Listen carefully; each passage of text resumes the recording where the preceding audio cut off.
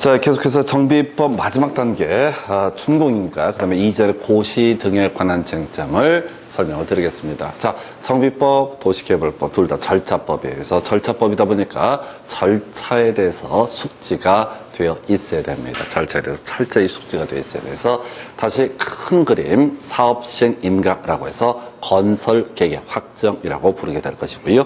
그 다음에 공급계획이라고 하는 거 관리처분계획의 인가라고 이렇게 얘기를 합니다. 그 다음에 이제 인가된 사업시행 계획에 따라서 공사가 제대로 됐는지를 확인하는 것을 준공인가라고 이렇게 부르게 될 것이고요. 그리고 나서 이전의 고시라고 해서 인가된 관리처분계획에 따라서 소유권을 넘겨드리겠습니다 라고 발표하는 것을 이전의 고시. 그래서 모든 권리관계의 이전 확정이라고 하는 것은 이전의 고시의 다음날 이루어지게 됩니다. 우리가 도시개발법에서는 환지처분 공고일의 다음날 모든 권리관계가 이전 확정되듯이 바로 여기서는 이전의 고시의 다음날 모든 권리관계가 확정된다. 따라서 이전의 고시일까지는 권리관계 변동이 발생하지 않는다. 그래서 비록 우리 관리처분계획에서 기존에 100평 가지고 있는 사람에 대해서 아파트 35평짜리를 주기로 결정을 했다라고 했을 때 그때 이슈가 되게 될 것이 이렇게 해석을 하자고 그랬어요. 바로 이전의 고시까지 원칙적으로 사용을 할 수가 있다라고 이렇게 봐야 되겠고요.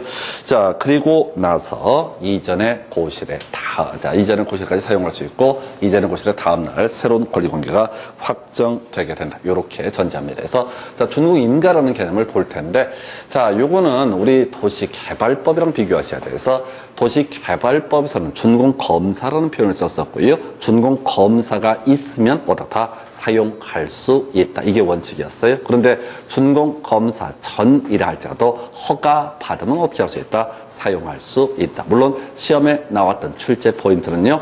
채비지라고 해서 사업 시행자 몫으로 빼놓은 땅을 뭐라고 한다? 채비지라고 부르게 되는데 이 사업 시행자 몫으로 빼놓은 이 채비지 부분에 대해서는 어떻다? 바로 채비지 부분에 대해서는 지금 이제 허가 전이라도 자 바로 허가 없다 할지라도 사용을 할 수가 있다. 이렇게 해석을 하게 됩니다. 그래서 자 일단 기본 구조 시장 군수 등이 아닌 사업 시행자 준공인가를 받고자 하는 때 시장 군수에게 준공인가 신청을 하게 된다. 그래서 시장 군수가 이 사업 시행 인가를 내줬던 사람이 시장 군수거든요. 그래서 이 시장 군수라고 하는 사람이 제대로 공사했나 확인하는 과정 이게 준공검사와 준공인가라는 과정이 됩니다. 근데 거의 구성이 안 되고요. 이 파트에서는 유일하게 출제할 수 있는 것이 준공 전 사용 허가라고 하는 개념이 되게 됩니다. 그래서 준공 전에 어떻다 사용 허가할 수 있다. 이렇게 뼈대를 잡게 되죠. 그래서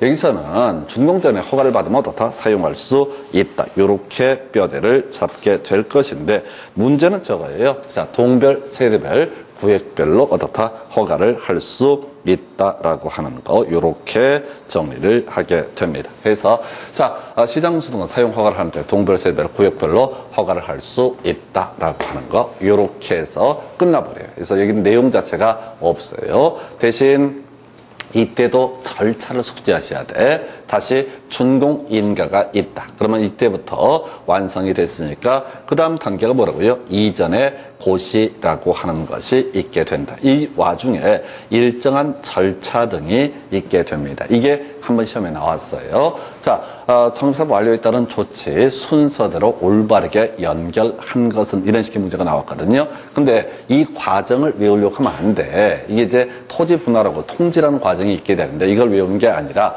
자, 마지막 단계에서 전체 그림을 보면 마지막 정리하는 과정이 준공인가에서 시작해서 마지막 최종 단계가 뭐가 된다? 이전에 고시라고 하는 것이다. 이게 출제 포인트가 되는 거예요. 그래서 요거만 알고서도 순서를 찍어서 맞출 수가 있었어요. 그래서 결국은 제가 계속해서 절차를 말씀을 드리는 게 뭐냐면 큰 그림을 잡고 가면 그걸 문제를 푸실 수가 있고 나중에 이제 기본서 나와서 보면은 그런 이제 과정을 한두 개 살을 붙일 텐데 그럼에도 불구하고 기본 틀만 갖고 가셔야 돼. 왜? 그 문제가 한번 이게 이제 토지의 분할 절차하고 분할에 대한 통지 등이 이루어진다. 이런 것을 외우잖아요. 그러면 시험에 나오느냐? 안 나와. 그거로 27회 땐 거 나오고 28회, 29회 뒤지게 외웠는데 30회 뒤지게 안 나와. 이게 공법이 어려운 얘기예요. 이게 한번 시험에 나왔다고 해서 또 나올 줄 알고 뒤지게 외웠는데 안 나온다고. 근데 머릿속에 이제 양이 무한대로 늘어나 버리는 거예요. 외울 양이. 지금 제가 보여드린 것들은 딱딱 포인트만 딱 끊어서 가지는 거예요. 그래서 이것만 계속 눈으로 큰 절차를 숙지하시면은 시험 볼 때 어떻게 되면 욕 나와. 일단 모를 얘기가 막 나오니까. 아, 토지분할 기억이 안 나거든. 통지도 안 나오거든. 기억이 안 나. 아, 공부를 해도 안 나온다고. 너무 길어서 내가 몰라. 근데 뼈대를 잡고 있으면 준공인가 이전의 고시가 있게 되면 어떻다? 이걸 딱 찍어. 제일 앞에 준공인가 제일 마지막이 이전의 고시. 그리고 겁나 설레는 마음으로 아, 이번 시험은 개판 죽수 없구나 생각하는데 다 답을 맞춰. 이게 공부하는 방법. 공법을 공부하는 방법은 이렇게 큰 틀의 그림만 계속 잡는 거예요. 절대 디테일한 부분을 치고 들어가면 안 돼요. 몇 개 제가 자주 빈출되는 거, 아까 3분의 2, 과반수, 2분의 1 이런 것들은 따로 설명드리지만은 전체 그림을 잡는 게 점수를 받는 방법입니다. 전체 그림을 잡는 게 점수를 받는 방법이에요. 그래서 그래서 이제 준공인가 떨어졌고요. 그 다음에 뭐 한다고요? 이전의 고시라는 것을 하게 됩니다. 그래서 사업시행자 대지 또는 건축물의 소유권을 이전하고자 할 때 그 내용을 지자체 공부에 고시한 후 이를 시장군수에게 보고해야 된다라고 되어 있죠. 그래서 다시 문장을 잘 보셔야 돼. 소유권을 이전하고자 할 때 미리 고시를 합니다. 그래서 5월 3일 날 이전에 고시가 있게 된다. 소유권 이전하고 싶을 때 미리 소유권 이전해 드리겠습니다라고 외부에 발표합니다. 이걸 뭐라고 그런다? 이전의 고시. 그러면은 실제 권리관계 이전 확정은 언제? 5월 4일 0시가 되면 어떻다? 새로운 권리관계가 이전 확정이 되게 된다. 요렇게 뼈대를 잡게 됩니다. 그래서 요렇게 이전의 고시 있고요. 그 다음에 이전의 고시에 다음날 모든 권리관계가 이전 확정된다. 이제 가보겠습니다. 이전의 고시 효과. 되게 간단해요. 자, 모든 권리관계 이전 확정은 언제? 이전의 고시의 다음날이라고 하는 거. 그래서 지금 이제 이전 고시 효력에서 제가 소유권과 소유권 외의 권리로 분석을 해봤어요. 해서 보니까 이렇게 되어 있습니다. 대지 또는 건축물 분양받을 사람 이전의 고시가 있는 날의 다음날에 그 소유권을 취득을 하게 된다라고 되어 있어요. 이전의 고시가 있는 날에 다음 날에 어떻다? 소유권을 취득을 하게 된다. 포인트가 뭐라고요? 다음 날에 어떻다? 취득을 하게 된다. 미술 그럴 것도 없어. 왜? 기초 중에 기초니까. 이 문제는 다음 날 빼서 틀리게 하는 경우도 있는데 답은 아니에요. 너무 쉬운 주제예요. 이거는 정법을 공부했을 때 개나 소나 다 알아야 될 지문이 이전의 고시의 다음날 소유권 취득한다. 그러면 좀 어려운 걸 갖고 답을 구성을 할 거예요. 자, 이런 경우 있다 싶시다. 갑이 100평짜리 토지를 가지고 있었는데 요거 35평짜리 아파트를 분양을 받기로 결정이 됐습니다. 어디에서? 인가된 관리처분계획에서. 그리고 소유권 이전에 드릴게요 라는 고시가 있게 됩니다. 그러면 갑은 이 35평짜리 아파트의 소유권을 언제? 이전의 고시의 다음날 취득을 한다. 그러다 치고 이 갑소유 토지에 을이라는 저당권을 가지고 있는 사람이 있었다 하십시다. 그러면 저당권도 언제? 이전의 고시의 다음날 어디로? 35평짜리 아파트로 옮겨가게 되겠죠. 혹시 기존 토지에 을이 지상권을 가지고 있었다. 그럼 지상권도 언제? 이전의 고시의 다음날 새로운 아파트로 굳이 논리적으로 다 옮겨가게 된다. 다시요. 소유권이든 소유권 외의 권리든 이전의 고시의 다음날 어떻다? 이전 확정되게 된다. 이렇게 하는 거야. 근데 이 문장을 보시게 되면 와우, 이게 일단 죽어버립니다. 너무 어려워서. 대지 또는 건축물 분양받을 자에게 소유권이 이전이 됐을 때 종전 토지 등에 있었던 지상권 어떻다? 설정된 것으로 본다. 종전 토지에 있던 전세권도 새롭게 분양받은 대지 건축물에 설정된 것으로 본다. 종전 토지에 있던 저당권도, 종전 토지에 있던 임차권도, 종전 토지에 있던 가등기 담보권, 가등기 담보권은 저당권 비슷한 거라고 그랬어요. 얘도 어떻다? 설정된 것으로 본다 등. 주임법에 따른 대항 요건을 갖춘 임차권, 이것도 다 설정된 것으로 본다. 그래서 이걸 하나 읽어가시면 뒤져요. 너무 많아서 외울 수가 없어요. 그리고 시험 문제, 객관식 문제를 구성할 때 얘를 다 낼 수도 없어요. 그래서 오려서 내요. 그래서 외울 게 뭐예요? 설정된 것으로 본다. 끝. 이전에 고실의 다음날 소유권을 취득한다라는 얘기, 소유권 외의 권리도 같이 옮겨간다라는 얘기를 우리 법에서는 어떻다? 설정된 것으로 본다. 얘는 나오면 무조건 옳은 표현이에요. 시험 문제 구성할 때 설정 안 된 것으로 본다 이렇게 될 수는 없잖아. 유치하잖아. 설정 안 된 것으로 본다 이렇게 할 수는 없잖아요. 그러니까 얘는 항상 옳게 될 수밖에 없어요. 설정된 것으로 본다. 요즘에 잘 내지 않는데 한 시대를 풍미했던 문제입니다. 왜? 소유권 취득 언제 합니까? 이전에 고실의 다음날. 이거 너무 쉽잖아요. 그러니까 소유권 얘기를 할 수가 없는 거야. 너무 쉬우니까. 그래서 종전 토지 또는 건물에 있던 각종의 권리 설정된 것으로 본다. 그래서 결국은 소유권이 됐든 소유권 외의 권리가 됐든 언제? 이전에 고실의 다음날, 어떻다? 다 옮겨간다. 이렇게 해석을 합니다. 그래서 얘는 요 근래 잘 안 냈는데 하여튼 설정된 것으로 본다는 꼭 알고 가셔야 돼. 지금 제가 화면에다 색깔 입히는 거 있잖아요. 앞으로 이제 PT가 또 업데이트가 되면은 또 색깔 바뀌는 것들이 있을 텐데 이거만 외우시면 된다는 얘기예요. 그래서 이해를 하고 자시고 이건 그 다음 문제고 일단 답부터 외우셔야 돼. 지금 제가 설명드린 이 방대한 내용이 다 묶어서 지금 한 30분 설명드릴 내용이 한 문제가 구성이 된다고. 그러면 시험 보실 때 이걸 다 읽어서 풀겠다는 생각은 아예 안 하는 게 만수무강이 좋아요. 불가능하니까. 그래서 키워드 단위로 끊어가시는 거야. 근데 몇 번 수업 들으시고 또 이 키워드 단위로 끊어가시게 되면 나중에 다 이해가 돼. 이것만 외워야 될 이유가. 자, 그러다 치고. 자, 요거 좀 특이한 거. 자, 물상대회부터 먼저 설명드릴까요? 저당권의 물상대회. 저당권 물상대회는 우리 민법 얘기부터 한번 볼까요? 자, 저당권이 민법에서 소멸되는 사유가 몇 개가 있는데 그 중에 하나가 멸실, 목적물 자체가 사라졌을 때. 또 하나가 공용 징수, 수용이 있을 때 저당권은 소멸하게 된다. 요렇게 뼈대를 잡게 됩니다. 자, 그래서 갑 소유의 X 토지에 대해서 을이 저당권을 가지고 있었던 사안입니다. 이게 기본 논리 구조예요. 그래서 이 사람이 돈을 1억을 빌려줬어. 토지의 가치가 2억이야. 그런데 이 사람이 이번에 35평짜리 아파트를 분양을 받는데 가격을 보니까 5천만 원이야. 뭐 이런 경우를 한번 상정을 해보자고요. 그럼 저당권, 아까 저당권 설정된 것으로 본다라고 했었죠? 아까 이전에 고시가 있으면 이전에 고시의 다음날 설정된 것으로 본다. 그럼 토지에 있던 저당권은 어디로 가야 돼? 35평짜리 아파트로 저당권이 옮겨가게 된다고요. 그런데 저당권자 입장에서는 황당합니다. 지금 자신이 받을 돈은 1억의 채권을 가지고 있어요. 피담보 채권. 돈 받을 게 1억이라고. 옮겨가는 건 좋은데 얘가 원래 2억짜리 물건이었었는데 아파트를 아주 작은 걸 분양을 받은 거야. 예를 들어서. 그리고 얘가 뭘 받냐면 청산금이라고 하는 것을 받게 됩니다. 아니 뭐 분담금 낸다 하더라도 청산금을 한 1억을 받는다고 치자고. 이런 경우. 그러면 저당권자는 황당함의 극치가 돼버리는 거야. 저당권자 입장에 한번 생각을 해보세요. 옮겨간다. 근데 원래 2억짜리 물건이니까 5천만 원, 1억 저당권 설정해도 별 문제가 없었어요. 경매에 붙여서 1억 회수할 수 있었는데 지금 아파트 5천만 원짜리 분양을 받아버린 거예요. 그걸 청산금으로 날로 먹으려고 그러는 거야. 그러면 저당권자는 보호를 받지 못하죠.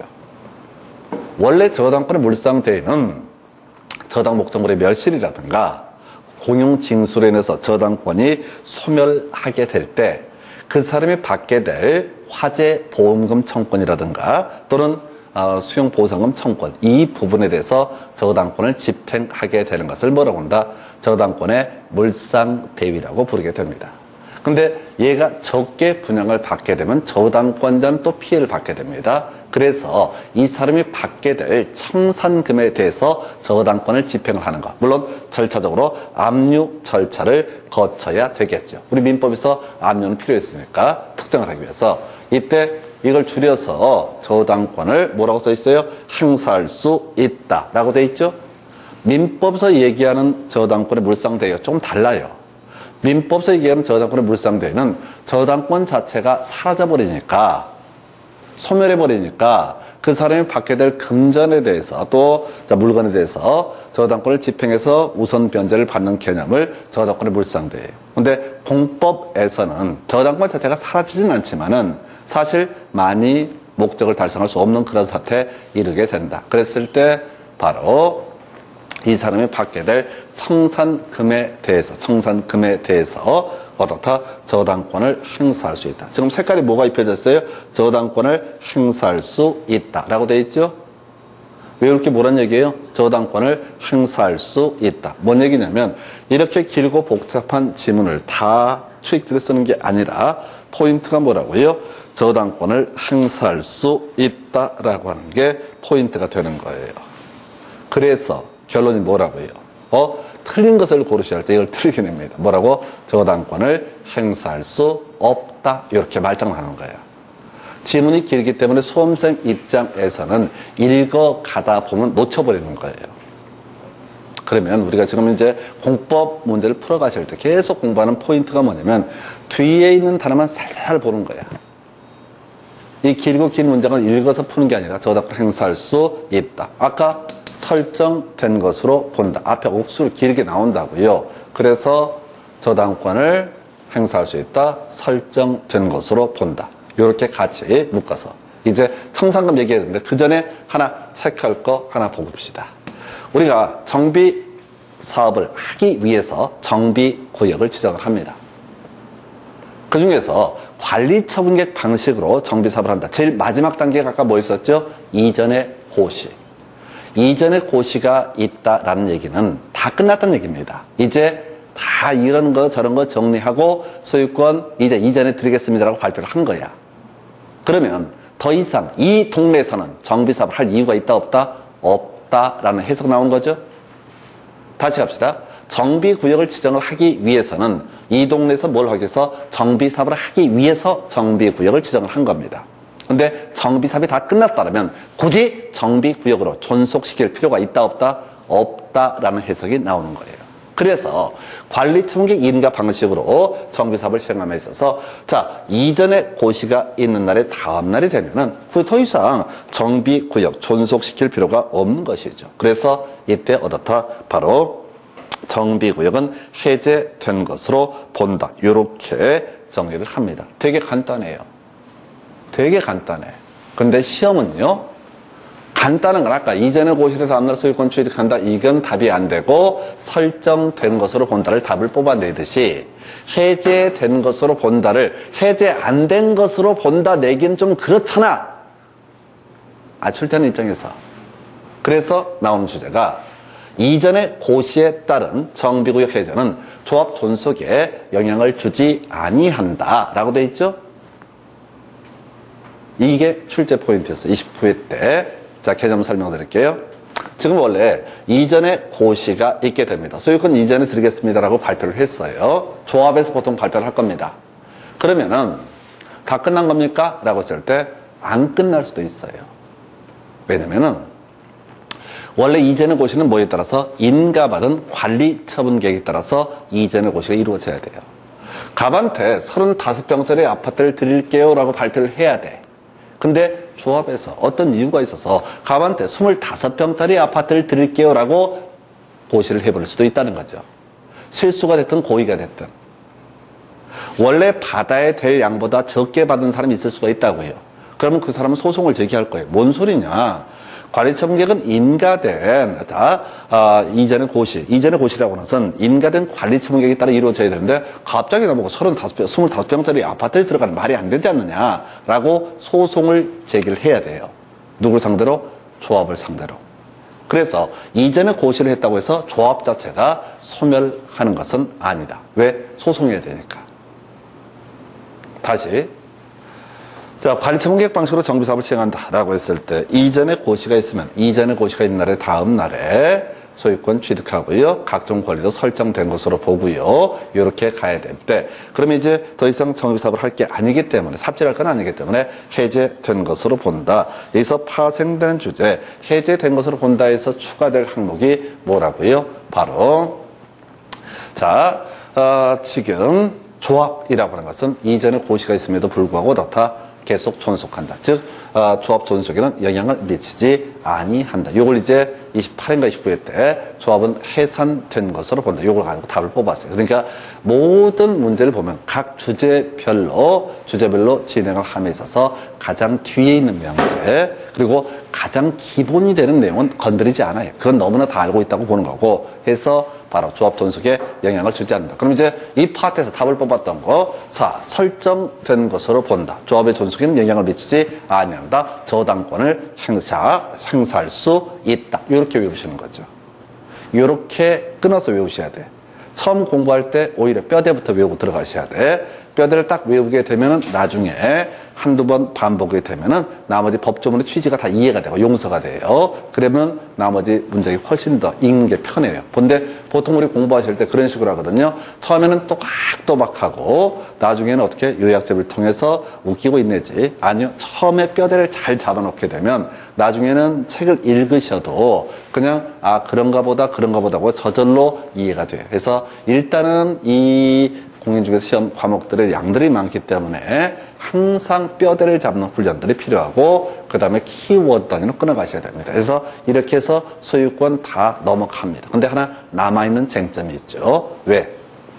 우리가 관리처분 계획 수립할 때 기존 딱 집은 만큼만 주는 게 아니거든요. 더 주는 경우도 있고 적게 주는 경우도 있게 될 겁니다. 그래서 아까 힌트 드렸던 거 바로 청산금이라는 주제가 나오게 됩니다. 그래서 많이 지분을 받은 사람, 원래 자기 지분보다 비율상 더 많이 받은 사람한테는 청산금을 받아내게 됩니다. 그리고 거꾸로 원래 받아야 될 양보다 적게 받은 사람한테는 어떻다? 청산금을 교부를 하게 된다. 그래서 청산금에 관한 주제 설명드립니다. 일단 논리 전제, 청산금이라고 하는 것이 이렇게 돼 있죠. 그래서 자, 결정 듣고 버리실 겁니다. 종전 소유하고 있던 토지 건축물의 가격과 분양받은 대지 건축물의 가격, 자, 등등등을 감안해서 청산금을 평가를 하게 된다. 이거 뭐 착하게 살자는 이런 말이니까 큰 의미 없고요. 자, 요거 겁나 중요한 주제 되겠습니다. 자, 외울 게 뭐야? 분할 징수, 분할 지급할 수 있다라고 돼 있죠. 분할 징수, 분할 지급할 수 있다. 자, 현재 이전의 고시 1까지 이렇게 되어 있습니다. 자, 개념 설명드릴게요. 원래 논리책으로 치면은 이전의 고시가 있으면은 이전의 고시의 다음날 소유권 등을 취득을 하게 됩니다. 근데 이 사람 중에서 어떤 사람 중에서 많이 받은 사람도 있고 적게 받은 사람도 있을 수가 있겠지요. 많이 받은 사람도 있고 적게 받은 사람이 있을 수 있다고요. 많이 받은 사람한테는 청산금을 조합이 징수를 할 테고 적게 받은 사람한테는 조합이 청산금을 교부를 하게 될 겁니다. 근데요, 그렇게 실질적으로 안 돼요. 왜냐면 자 가십시다. 이전에 고시가 있습니다. 그러면 소유권 이제 취득했죠? 많이 받든 적게 받든 소유권 취득합니다. 그러면 그때부터 조합은 뭘 해야 돼요? 청산금을 받거나 교부를 하거나 해야 되죠? 청산금 내라고 하면 잘 낼까요? 안 내. 받으라고 해도 안 받아간 사람이 있어. 잘 모르고. 그러면은 이전의 고시라고 하는 것 자체가 뭐냐면 새로운 업무의 시작이야. 전쟁터가 되는 거야.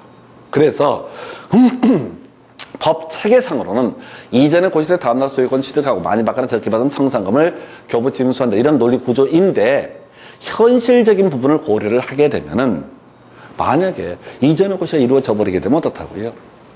다 이제 굿바이, 빠이빠이 해진다고. 어떤 사람이 자기 아파트 원래 30평밖에 받을 자격이 없는데 소위 증환지 비슷하게 35평짜리 분양을 받았어. 이전의 고시의 다음날 소유권 취득했죠? 취득했죠? 그럼 이 사람 청산금 내야 돼요? 청산금 안 내고 집 팔고 가버리면 어떡할 거야?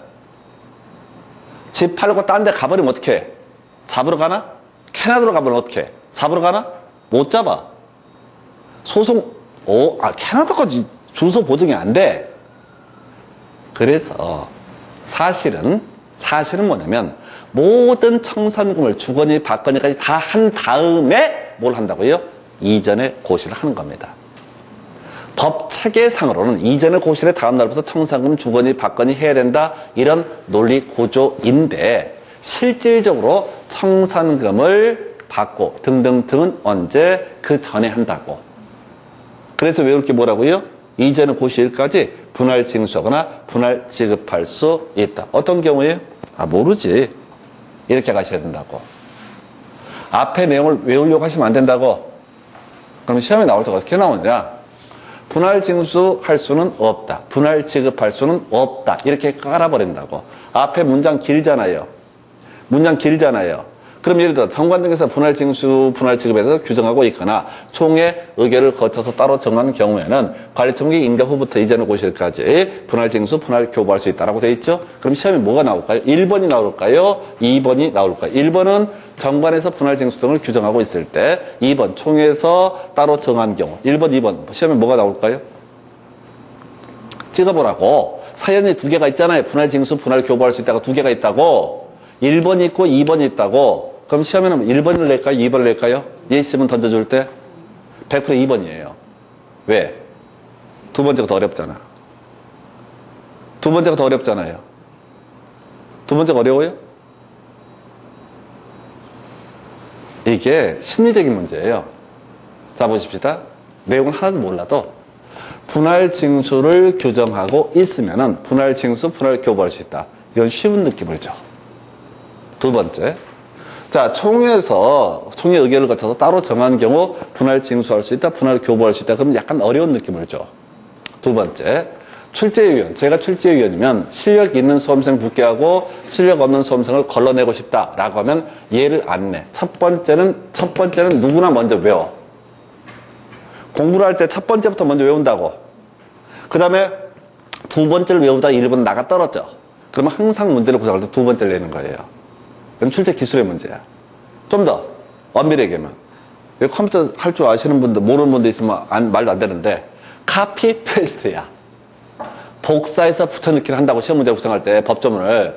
그럼 여기서부터 카피를 할 게 아니라 여기까지 날려버리고 여기서부터 카피를 이렇게 딱 한다고. 카피 페이스트 하면 딱 지문 하나 구성되는 거야. 그러니까 얘들이 타이핑해서 문제를 만드는 게 아니라 법조문을 카피 페이스트 하는 구조를 만들기 때문에 이렇게 내는 거라고요. 또는 틀리게 뽑을 때 분할 징수, 분할 지급할 수 없다. 이렇게 딱 치고 나가는 식이에요. 감 잡으셨어요? 해서 외울 게 뭐라고요? 분할 징수, 분할 교부할 수 있다. 하나만 더. 자, 이것도 한번 답이 너무 어려웠어. 소멸시효. 우리 공법상 채권의 소멸시효는 5년입니다. 우리 민사채권 소멸시효는 기본이 몇 년이에요? 10년. 민사채권은 기본 소멸시효가 몇 년이라고요? 10년. 우리 저당권의 소멸사 이런 거 할 때 피담보채권 소멸하게 되면 어떻다? 저당권도 같이 소멸을 하게 된다. 돈 받을 권리, 돈을 갚게 되면 변제가 이루어지면 어떻다? 피담보채권 소멸하는 거고 소멸시효 완성되더라도 어떻다? 돈 받을 권리가 소멸하게 되니까 저당권도 같이 소멸하게 된다. 이건 논리 구조야. 자, 가겠습니다. 지금 분할징수, 분할지급은 현실적인 문제고 이건 잊어버리시고, 자, 청산금 채권 언제 발생했습니까? 이전의 고시 1회 발생했습니까? 이전의 고시의 다음날 발생했습니까? 다음날. 받은 게 언제니까? 이전의 고시의 다음날 받았으니까 적게 받거나 많이 받거나 하는 문제는 언제? 이전의 고시의 다음날 확정이 되는 거죠. 그러면 청산금 채권이라고 하는 것도 언제? 이전의 고시의 다음날 발생합니다. 그래서 소멸시효. 우리 공법상 채권의 소멸시효는 기본이 5년입니다. 물론 도시개발법에서 도시개발 채권의 소멸시효 원금 5년, 이자 2년 특이한 법조문이 있었던 건 별개의 문제로 따로 얘기를 하지 않게 되면 공법상 채권의 소멸시효 몇 년? 5년. 공법이라는 게 뭐 국토계획법, 도시개발법, 정비법, 온갖 법, 민법을 제외한 나머지 법을 대부분 공법으로 보시면 됩니다. 국가와 국민의 관계를 규율하는 법, 이런 의미를 가지고 있거든요. 자, 그러다 치고, 그래서 청산금을 지급받을 권리 또는 이를 징수할 권리는 이전의 고실의 다음 날부터 5년간 행사하지 않으면 어떻다? 시효로 소멸하게 된다. 근데 지금 제가 색깔을 뭘 입혀놨어요? 이전의 고실의 다음 날에 색깔 입혀놨죠? 출제 포인트가 이거라고. 이걸 7년 이렇게 해서 뽑지 않아. 이건 뭐를 빼서? 다음 날 빼서 틀리게 구성을 하는 거예요. 어쩔 수 없어요. 우리 아까 소유권 취득 언제 한다고 했어요? 이전에 고실의 다음날 소유권을 취득을 한다. 그러면 적게 받거나 많이 받았을 때 돈으로 청산하는 거, 이걸 청산금이라고 부르게 될 것이고, 청산금이라고 하는 거 이전의 고실의 다음날부터 5년간 행사하지 않으면 시효로 소멸하게 된다. 이렇게 얘기를 합니다. 그 외 징수, 위탁 등에 관한 주제 검토합니다. 자, 지금 이제 청산금이라고 하는 거. 자, 지금 시장 군수 등이 아닌 사업 시행자, 시장 군수에게 청산금의 징수를 위탁할 수 있다라고 나와 있죠. 그래서 이건 항상 똑같은 구조야. 수수료 몇 프로? 4%. 지금 조합이 일일이 그 청산금 내야 될 사람, 이런 사람한테 하나하나 받아낼 수가 없습니다. 그래서 전문적으로 삥 뜨는 아이들, 시장 군수 또는 시군 구청장 등에게 어떻다? 징수를 위탁할 수 있다. 그리고 공법에서 수수료 3번 나옵니다. 공통적으로 다 몇 프로? 4% 이렇게 갑니다. 이 정도가, 자, 이 전체 내용 간단히 정리하고 다음 주제 살펴볼 거예요. 자, 우리가 이제 정비사업이 진행이 됩니다. 그럼 준공 인가 있어야지 건물이 완성이 되게 됩니다. 준공 인가를 함에 있어서 인가가 있으면 사용할 수 있는데 준공 인가 전에도 허가를 받으면 사용할 수 있습니다. 이때 허가를 함에 있어서 우리 시험에 출제가 될 수 있는 건 동별, 세대별, 구역별로 허가할 수 있다. 그리고 이제 준공 인가가 떨어진 다음에 소유권 이전을 하고 싶으면 소유권 이전의 고시라는 것을 미리 합니다. 그럼 실제 권리관계 변동이라고 하는 거 이전의 고시를 다음날 이루어지게 된다. 그래서 소유권 이전 언제? 이전의 고시를 다음날 취득하겠죠. 소유권 외의 권리 이전의 고시를 다음날 옮겨갑니다. 이걸 설정된 것으로 본다라고 했었고 저당권도 설정된 것으로 본다. 그러면서 아까 어떤 토지자 아파트를 분양받은 사람이 기존 지분보다 워낙 적게 분양받고 청산금을 많이 받는 경우에 소위 저당권이 사실상 힘을 잃어버리게 됐을 때 저당권자는 그 사람이 받게 될 청산금에 대해서 모아서 있다 저당권을 행사할 수 있다. 그 외에 이전의 고시가 있으면 이전의 고시가 있는 날의 다음날 정비구역은 해제되는 것으로 보는데 그렇다고 해서 좀 이따 청산금도 주거니 받거니 소송도 하는 문제가 발생하기 때문에 바로 조합의 존속에는 영향을 미치지 아니한다. 그래서 이전의 고시가 있으면 이제 청산금 징수, 청산금 채권 이전의 고시가 다음 날부터 발생하고요. 5년간 행사되는 시효 완성으로 소멸하게 된다. 물론 중요 포인트는 분할 징수, 분할 교부할 수 있다. 그 다음에 이제 시장 군수 바로 위탁할 수 있다. 지금 시장 군수 등에게 위탁할 수 있다. 수수료 얼마? 4% 이렇게 정리합니다. 이 정도가 정비법 뒤에 정비사업의 정리 과정 보시고 잠시 끊었다 다음 주제 설명드리겠습니다.